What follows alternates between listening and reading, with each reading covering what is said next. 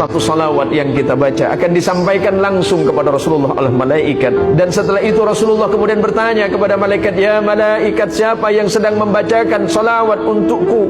Ya Rasulullah, dia adalah salah satu dari umatmu yang selalu bermaksiat. Ya Rasulullah, sampaikan kepada kekasihku, kita bermaksiat, tapi Rasulullah menyebut kita kekasihnya. Kita ini selalu berdosa kepada Allah dan bermaksiat kepada Allah, tapi ketika kita menyebutkan kalimat Allahumma sholli ala Sayyidina Muhammad, disampaikan kepada Rasulullah. Rasulullah kembali memberikan salam kepada kita. Sampaikan kepada mereka, ya malaikat, kalau mereka membaca salawat kepadaku satu, maka niscaya Allah akan membalas 10 kebaikan bagi mereka. Maka janji Rasulullah untuk kita semuanya, orang yang paling berhak duduk bersamaku di yaumil qiyamah adalah orang-orang yang senantiasa lidah dan hatinya berzikir kepada Allah dan membacakan salawat untukku.